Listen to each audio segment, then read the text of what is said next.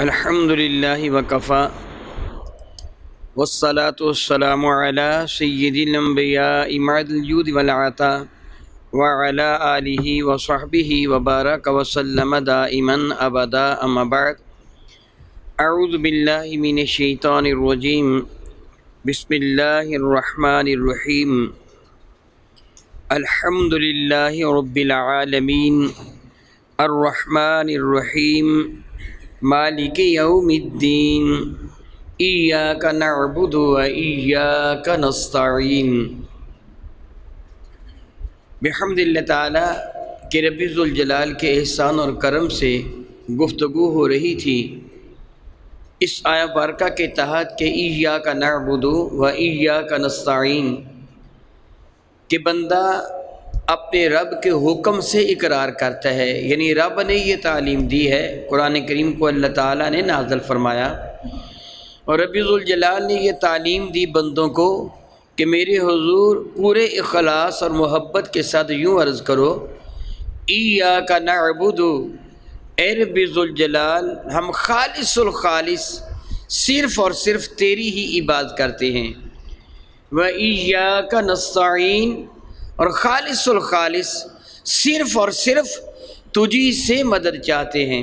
اس کے تحت گفتگو ہو رہی تھی اور اس سلسلہ میں عرض کر رہا تھا کہ عبادت کا لفظی معنی انتہا درجے کی عاجزی اور انکساری ہے، اپنے آپ کو پست کرنا ہے، کسی کے حضور اپنی عاجزی، بے بسی اور بے کسی کا اقرار کرنا ہے کہ میں عاجز ہوں، میں بے کس ہوں، میں کچھ بھی نہیں کر سکتا تیرے مقابلہ میں۔ اس چیز کا قلبی طور پر اقرار کرنا عبادت کہلواتا ہے۔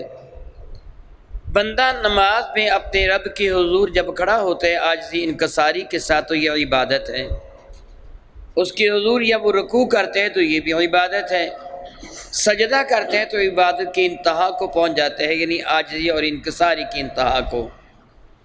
یہ سارے اعمال تب عبادت بنتے ہیں جب وہ بندہ اپنے رب کے حضور یہ پیش کرتا ہے اور یہ اس نیت کے ساتھ وہ رکوع کر رہا ہوتا ہے، سجدہ کر رہا ہوتا ہے کہ جس کے حضور میں اپنی جبین نیاز کو جھکا رہا ہوں، بلا شک و شبہ لا ریب کائنات ہستی کا وہی مالک ہے، وہی خالق ہے، وہی رازق ہے، وہی مختار ہے، اسی کے دست قدرت میں ہر طرح کا اختیار ہے۔ یہ اقرار کرتے اس کے حضور سجدہ کرے تو عبادت ہوگی۔ اگر اس کا اقرار یوں نہ کرے بلکہ ذہن میں ہو کہ یہ محض ایک مخلوق ہے، میں اس کے سامنے جو عاجزی انکساری کے ساتھ کھڑا ہوا ہوں، یہ ادب، تعظیم اور توقیر کی نیت سے ہے، تو پھر اس کو عبادت نہیں کہا جائے گا۔ البتہ میرے اور آپ کے کریم آقا کی شریعت مطہرہ دین متین دین اسلام میں سجدہ تعظیم کے طور پر کرنا بھی حرام ہے۔ عبادت کا سجدہ بہرحال شرک ہے۔ یہ جو میں نے گفتگو کی ہے، پہلے بھی یہ گفتگو اس موضوع پہ کچھ کر چکا ہوں۔ میں نے ابھی تھوڑی دیر پہلے یہ آپ کے سامنے ذکر کیا کہ عبادت کا انتہائی اور اعلیٰ ترین درجہ نماز کے اندر سجدہ ہے، کیونکہ بندہ اس سے زیادہ اپنی عاجزی انکساری کا اظہار نہیں کر سکتا کہ اپنی عزت کی پیشانی کو ذلت کی زمین پر رکھ دیتا ہے۔ یعنی عبادت کا سب سے اعلیٰ مقام میرے اور آپ کے کریم آقا رب ذوالجلال کے محبوب حضور رحمت عالم صلی اللہ علیہ وسلم کے ارشاد گرامی قدر کا مفہوم بنتا ہے، جب بندہ حالت سجدہ میں ہوتا ہے تو اپنے رب کے، یعنی اپنے رب کی رحمت کے سب سے زیادہ قریب ہوتا ہے، اسے قرب الہیہ میسر آتا ہے جب وہ حالت سجدہ میں ہوتا ہے۔ گویا عبادت کا اعلیٰ ترین درجہ سجدہ ہے۔ سوال پیدا ہوتا ہے کہ جب رب کائنات سیدنا آدم علیہ السلام کو تخلیق فرمایا تو حکم دیا، جس طرح فرماتا ہے وَإِذْ قُلْنَا لِلْمَلَائِكَةِ اسْجُدُوا لِآدَمَ فَسَجَدُوا إِلَّا إِبْلِيسَ، جب آدم علیہ السلام کے لیے فرشتوں کو حکم دیا کہ تم سجدہ کرو، سارے فرشتوں نے سجدہ کر دیا، الا ابلیس، مگر ابلیس سے سجدہ نہیں کیا، ابا، اس سے انکار کر دیا، وَاسْتَكْبَرَ اور اس نے اپنی بڑائی کا ذکر کیا، وَكَانَ مِنَ الْكَافِرِينَ اس جرم کی پاداش میں وہ کافر ہو گیا، مردود ہو گیا۔ عزازیل کی وجہ اس کا نام ابلیس اور شیطان ہو گیا۔ ابلیس کو جو سزا ملی تو کس چیز کی ملی کہ اس نے حضرت آدم کو سجدہ نہیں کیا۔ کیا اللہ اس بات کو پسند کرتا ہے کہ میرے سوا کسی اور کو سجدہ کیا جائے؟ اگر وہ پسند نہیں کرتا تو فرشتوں کو حکم کیوں دیا؟ اگر وہ پسند نہیں کرتا تو جو چیز غیر پسندیدہ تھی اس پر عمل نہ کرنے کی پاداش میں شیطان کو کیوں راندہ بارگاہ بنایا گیا؟ اس کا جواب یہ ہوگا سجدہ عبادت کا نہیں تھا، سجدہ تعظیم کا تھا۔ تعظیم کا حکم خود رب نے دیا ہے، فرشتوں کو تعظیم کا حکم خود اللہ نے دیا، اور جس نے عظمت نبوی کی تعظیم سے انکار کر دیا رب کائنات اس کو ساری عبادت، میں نہیں جانتا کوئی عبادت کروڑوں برس کی تھی، بعض روایتوں میں کہ اربوں برس کی تھی، میں نہیں جانتا کہ اس کی عبادت کتنی لمبی تھی، مگر ساری عبادت برباد کر دی گئی۔ کیوں برباد کر دی گئی؟ کہ اس نے تعظیم نبوت سے انکار کر دیا تھا، اس نے عظمت نبوت کے سامنے جھکنے سے انکار کر دیا تھا، اور اس کا حکم اللہ نے دیا۔ اور کیا حکم دیا؟ سجدہ کرنے کو حکم دیا۔ پتہ چلا کہ ہر سجدہ بھی عبادت کا سجدہ نہیں ہوا کرتا۔ حضرت سیدنا یوسف علیہ نبینا علیہ السلام کی خدمت عالیہ میں جب ان کے والدین کریمین حاضر ہوئے ہیں تو قرآن کریم گواہی دیتا ہے کہ خروا لہ سجدا، وہ ان کے سامنے سجدہ میں گر گئے۔ حضرت یعقوب نے بھی سجدہ کیا اور ان کی زوجہ محترمہ نے بھی سجدہ کیا، تو کیا معاذ اللہ معاذ اللہ معاذ اللہ اللہ کے نبی نے شرک کیا؟ باپ نے بیٹے کو سجدہ کیا، ماں نے لخت جگر کو سجدہ کیا، تو کیا انہوں نے شرک کیا؟ ہرگز ہرگز نہیں۔ یہ سجدہ تعظیم کا سجدہ تھا جو ہماری شریعت پہ حرام ہے، ہمیں اجازت نہیں ہے۔ ایک دو نہیں، آپ کو بہت سارے واقعات احادیث نبویہ میں مل جائیں گے کہ درخت بارگاہ سات باب میں حاضر ہوئے اور انہوں نے سجدہ کیا۔ میں نے کئی واقعات آپ کے سامنے کئی مرتبہ ذکر کیے ہیں۔ جانور حاضر ہوئے، اونٹوں نے میرے نبی کو سجدہ کیا تو درخت نے از خود سجدہ کر دیا؟ کیا اونٹ نے از خود سجدہ کر دیا؟ آپ کو کوئی درخت آپ کے سامنے نہیں جھکتا، کوئی جانور آپ کے سامنے نہیں جھکتا، لا ریب اس پہ کوئی بھی شک نہیں کہ اس درخت کو سجدہ کرنے کو حکم میرے اللہ نے دیا ہے، اور اللہ کے حکم سے ہی درخت نے سجدہ کیا۔ جانور کو حکم بھی اللہ نے دیا اور اللہ کے حکم سے سجدہ کیا، تو کیا اس کو شرک کہہ دیا جائے گا؟ کہ اللہ نے شرک کی اجازت دی؟ معاذ اللہ تعالیٰ سماذ اللہ تعالیٰ، اس کا تصور بھی حرام ہے۔ اللہ تعالیٰ کو سب سے زیادہ دشمنی، یعنی اللہ تعالیٰ کا سب سے زیادہ غضب مشرک پر نازل ہوتا ہے، اور اللہ رب العزت جل وعلا کا قرآن کریم میں اعلان ہے کہ میں مشرک کے سوا کسی کی بھی بخشش فرما دوں، یہ میرے دار اختیار میں ہے، میں وہ کر سکتا ہوں، لیکن مشرک کی میں بخشش نہیں کروں گا، کبھی بھی مشرک کو معاف نہیں کیا جائے گا۔ بلکہ قرآن کریم میں میرے اللہ نے فرمایا ان الشرک لظلم عظیم، شرک بہت بڑا ظلم ہے، بہت بڑا ظلم ہے کہ اللہ تعالیٰ کے سوا کسی اور کی عبادت کرنا۔ میری اس گفتگو سے پتہ چلا کہ اللہ کے حضور جو چیز سب سے زیادہ بری ہے، سب سے بڑا ظلم ہے، سب سے زیادہ لائق غضب ہے، وہ شرک ہے۔ تو اللہ تعالیٰ نے سجدہ کرنے کا حکم دیا فرشتوں کو، درختوں کو، جانوروں کو، اپنے نبی کو، تو معاذ اللہ تعالیٰ اللہ نے شرک کا حکم نے دیا۔ پتہ چلا کہ ہر سجدہ کو فوراً شرک کہہ کر سجدہ کرنے والے پر وہ کفر کا فتویٰ نہ لگا دیں، اس سے فعل حرام کیا ہے، کام صحیح نہیں کیا، گناہ گار ہو گیا، لیکن مشرک نہیں ہوا۔ مشرک کب ہوگا؟ جب وہ کسی کو معبود سمجھے گا، سجدہ کرے نہ کرے، اس کی حضور ادب سے کھڑا ہو نہ ہو، ماں یہ سمجھ لے کہ فلاں اللہ کے برابر ہے، یا فلاں معبود ہے، یا فلاں از خود مختار ہے۔ ایسی وہ چیزیں جو رب کائنات کے لیے خاص ہیں وہ کسی بندے کے لیے ثابت کر دیں، سجدہ بھی نہ کرے، کھڑا بھی نہ ہو، رکوع بھی نہ کریں، یہ تصور کرتا ہی وہ کافر ہو جائے گا، مشرک ہو جائے گا۔ سجدہ شرط نہیں ہے۔ ان کائنات ہستی میں صرف اور صرف عبادت کے لائق میرے اللہ کی ذات ہے۔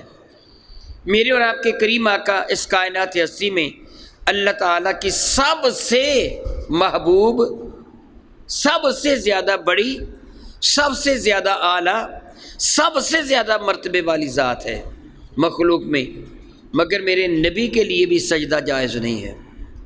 بعض صحابہ نے عرض کیا تھا کہ ہم نے دیکھا کہ درختوں نے اور جانوروں نے آپ کو سجدہ کیا، اجازت دے دیجئے۔ میرے کریم نے انکار فرما دیا، اللہ کے سوا کسی کو سجدہ کی اجازت نہیں، تعظیمی سجدہ بھی حرام ہے۔ عرض کیا گیا یا رسول اللہ ہاتھ اور پاؤں چومنے کی اجازت دے دیجئے۔ میرے نبی نے اجازت مرحمت فرما دی۔ چنانچہ کئی مرتبہ صحابہ کرام نے میرے نبی کے ہاتھوں کو بھی چوما اور میرے نبی کے پاؤں کو بھی چوما۔ جب کوئی بندہ کسی کے ہاتھ چومے گا تو جھکے گا، پاؤں کو چومے گا تو کس قدر جھکے گا، سجدہ کی حالت تک جھک جائے گا، لیکن اس کو تب تک سجدہ نہیں کہا جائے گا جب تک سجدہ کی نیت نہیں ہوگی۔ ہاتھ پاؤں کا چومنا میرے نبی کی صحابہ سے ثابت ہے کہ حضور کے ہاتھ چومے گئے، پاؤں چومے گئے، لیکن سجدہ کی اجازت نہیں ہے۔ الحمدللہ تعالیٰ ثم الحمدللہ تعالیٰ، کوئی بھی ایمان والا کسی بھی متبرک دینی کو ایک لمحہ کے لیے بھی اللہ نہیں مانتا، اس لیے ان کی تعظیم کرنا یا ان کی توقیر کرنا یہ اللہ کا حکم ہے کہ اللہ نے فرشتوں کو حکم دیا، اور میرے نبی کے لیے اللہ نے فرمایا وَتُعَظِّرُوهُ وَتُوَقِّرُوهُ، نبی کی تعظیم بھی کرو اور ان کا وقار، ان کی عزت اور ان کے بلند ترین مرتبہ کو بھی اپنے ذہن میں اچھی طرح بٹھا لو۔ بلکہ فرمایا وَلَا تَجْهَرُوا لَهُ بِالْقَوْلِ كَجَهْرِ بَعْضِكُمْ لِبَعْضٍ أَن تَحْبَطَ أَعْمَالُكُمْ وَأَنْتُمْ لَا تَشْعُرُونَ، خبردار خبردار میرے محبوب کے انداز سے نہ بلا لینا جس طرح آپس میں ایک دوسرے کو مخاطب کر لیتے ہو، وگرنہ سارے کے سارے اعمال برباد کر دیے جائیں گے۔ ارشاد فرمایا لا ترفعوا اصواتکم فوق صوت النبی، ادب کا تقاضا اس قدر ملحوظ خاطر رکھو کہ میرے نبی کے آواز کے سامنے اپنی آواز کو بھی بلند نہ کرو۔ میرے نبی گفتگو فرما رہے ہوں، تمہاری آواز نبی کی آواز سے بلند نہ ہونی چاہیے۔ گویا تعظیم کرنے کا، توقیر کرنے کا، عزت ذہن میں رکھنے کا میرے رب نے حکم دیا، اور میرے نبی نے کیا فرمایا والذی نفسی بیدہ لا یؤمن احدکم حتی اکون احب الیہ من والدہ وولدہ، صحیح بخاری ہے، کتاب الایمان ہے، سیدنا انس بن مالک رضی اللہ تعالیٰ عنہ اس حدیث مبارکہ کے راوی ہیں۔ میرے نبی فرماتے مجھے قسم سے رب ذوالجلال کی کہ جس کے دستے قدرت میں میری جان ہے، تم میں ایک بندہ بھی ایمان والا نہیں ہو سکتا جب تک وہ اپنی ماں، اپنے باپ، اپنی اولاد سب سے بڑھ کر مجھ مصطفیٰ سے محبت نہیں کرتا۔ تو جس کی جتنی زیادہ محبت ذہن میں ہوتی ہے اس کی عزت بھی اسی قدر زیادہ ہوتی ہے۔ گویا نبی کی عزت ایمان ہے اور اس کے سوا بے ایمانی ہے، اور اس کو شرک نہیں کہا جا سکتا۔ آگے بندہ عرض کرتے ہیں وَإِيَّاكَ نَسْتَعِينُ، مولا تعالیٰ اور خالص الخالص صرف اور صرف میں تجھی ہی سے مدد چاہتا ہوں۔ یہ بات بھی قابل غور ہے، تو کیا اللہ کے سوا کسی سے مدد مانگنا شرک ہو جائے گا؟ یہاں مردہ، زندہ، تحت الاسباب، ما فوق الاسباب، اللہ نے کوئی بھی قید نہیں لگائی۔ رب کائنات نے یہ نہیں فرمایا وہ مدد جو تم مانگو وہ تحت الاسباب ہونی چاہیے یا ما فوق الاسباب ہونی چاہیے، وہ اس کے لیے کوئی ذرائع ہونے چاہیے یا غیر ذرائع۔ ایاکا، صرف اور صرف تو ہی وہ ذات ہے کہ نستعین، جس سے ہم مدد مانگتے ہیں۔ تو کیا اللہ کے سوا ہر مدد ہی حرام ہو جائے گی؟ بحمد اللہ تعالیٰ ثم الحمد للہ تعالیٰ، آپ بہت اچھی طرح جانتے ہیں یہ پنکھا چل رہا ہے بجلی کی مدد سے، یہ سپیکر چل رہا ہے بجلی کی مدد سے، یہ ماحول جگمگا رہا ہے، روشنی آ رہی ہے بجلی کی مدد سے۔ آپ چل کے آئے اپنی سواری کی مدد سے، خواہ وہ سواری آپ کے پاؤں اور ٹانگیں تھیں، وہ سواری موٹر بائک تھی، وہ سواری آپ کی گاڑی تھی، کار تھی، یا کوئی، آپ اس کی مدد سے چل کے آئے، اور آپ کی گاڑی پیٹرول کی مدد سے چلی، تیل کی مدد سے، ڈیزل کی مدد سے چلی، آپ کو روٹی ماں کی مدد سے، بہن بیوی کی مدد سے ملی، آپ نے ہاتھوں کی مدد سے روٹی کھائی، کیا یہ سب شرک ہو گیا؟ میرا اللہ فرماتا تعاونوا علی البر والتقوی ولا تعاونوا بالاثم والعدوان، نیکی اور بھلائی کے کاموں میں ایک دوسرے کی مدد کیا کرو، برائی اور گناہ کے کاموں میں ایک دوسرے کی مدد نہ کیا کرو، جبکہ ایاک نعبد، یہ تو اقرار ہے کہ تیرے سوا ہم کسی کی مدد بھی نہیں چاہتے، نہیں مانگتے مدد۔ اصل بات کیا ہے؟ بات کو سمجھنے کی کوشش کیجئے، انشاء اللہ تعالی جل وعلا آپ کی سمجھ میں بات آسانی سے آ جائے گی۔ میرے اور آپ کے کریم آقا تاجدار اربوجم شفیع معظم رحمت عالم تشریف فرمائے ہیں، بارگاہ بے کس پناہ میں ایک شخص حاضر ہوتا ہے۔ صحیح بخاری کی یہ روایت ہے، اور یہ بھی حضرت سیدنا انس بن مالک سے مروی ہے۔ جمعہ کا دن تھا، وہ بندہ کھڑا ہو گیا، اس نے اپنی مشکل پیش کی، جو مصیبت تھی اس کا ذکر کیا۔ کس کے سامنے کیا؟ میرے نبی کے سامنے۔ اس سے عرض کیا، یا رسول اللہ علیہ الصلوۃ والسلام، جانور پیاسے مرنے لگے، باغات فصلیں سوکھنے لگیں، چشمے خشک ہو گئے، قحط سالی کا منظر پیش ہونے لگا، یا رسول اللہ بارش چاہیے، اللہ سے ہمیں بارش لے دیں۔ حضرت انس فرماتے ہیں کہ رسول رحمت صلی اللہ علیہ وسلم نے منبر شریف پہ تشریف فرما اپنے مبارک ہاتھ دعا کے لیے اٹھا دیے، اپنے رب سے مانگا، اللہ تعالیٰ سے بارش مانگی۔ حضرت انس فرماتے کہ اس اللہ کی قسم کہ جس کے دست قدرت پہ ہماری جان ہے، ابھی میرے نبی منبر سے اترے نہیں تھے کہ میں نے آپ کی ریش مبارکہ سے پانی کے قطرے ٹپکتے ہوئے دیکھے۔ مراد کی اتنی بارش ہوئی کہ مسجد نبی شریفہ کی سادہ چھت وہ ٹپکنے لگی، اور رسول رحمت بھی بارش میں بھیگ گئے، اتنے بھیگ گئے کہ ریش انور سے پانی کے قطرے نیچے گرنے لگے۔ جمعے کا دن گزر گیا، بارش ہوتی رہی، ہفتے کا دن آیا، وہ بھی گزر گیا، بارش ہوتی رہی، اتوار، پیر، منگل، بدھ، جمعرات مسلسل بارش ہوتی رہی۔ صحیح بخاری کی حدیث ہے، جس کا میں مفہوم ترجمہ نہیں آپ کو سنا رہا، مفہوم سنا رہا ہوں۔ اگلا جمعہ آ گیا، راوی فرماتے مجھے پتہ نہیں بندہ وہی تھا یا کوئی اور تھا، رحمت عالم صلی اللہ علیہ وسلم مسجد شریفہ کے اندر تشریف فرمائے ہیں، اسی جگہ منبر پر مسجد ٹپک رہی ہے، بارش مسلسل ہو رہی، پچھلے جمعہ سے شروع ہوئی، اب تک بارش نہیں تھمی۔ وہ بندہ یا کوئی اور کھڑا ہوا، اس نے کہا، یا رسول اللہ فصلیں بہہ گئیں، مکانات گر گئے، حالت غیر ہو گئی، بارش نہیں تھم رہی۔ میرے نبی مسکرا دیے کہ پہلے بارش مانگی جا رہی تھی اور اب کہتا ہے بارش نہیں تھم رہی۔ رحمت عالم نے عمل کیا فرمایا، بخاری شریف خود اٹھا کے دیکھیں، میرے نبی مسجد کی چھت سے باہر نکلے، دعا فرمائی، پھر انگلی اٹھا کر آسمان کی جانب اشارہ کیا، دعا یہ کی کہ اللہ تعالیٰ شہر مدینہ کو محفوظ فرما، ارد گرد کے علاقوں میں بارش برسا۔ یہ کہہ کے میرے نبی نے آسمان کی جانب اشارہ کیا۔ اللہ کی عزت کی قسم، حدیث مبارکہ کا مفہوم یہ بنتا ہے، نبی نے اشارہ کیا تو بادل پھٹ گیا۔ اب میرے نبی اپنی انگلی سے دائیں بائیں اشارہ کرتے چلے جا رہے تھے، بادل ادھر ادھر ہٹتا چلا جا رہا تھا، جدھر جدھر میرے نبی اشارہ کرتے تھے، تھوڑی ہی دیر میں میرے نبی نے پورے مدینہ طیبہ کو بادلوں سے خالی کر دیا۔ یہ کیا تھا؟ صحابہ نے حضور کی خدمت میں آ کر اپنی مشکل کیوں پیش کی؟ پھر رسول رحمت نے یہ کیوں نہیں فرمائے صرف رب سے مدد مانگو، ایاک نعبد، رب سے مانگو، میرے پاس کیا لینے کے لیے آئے ہو؟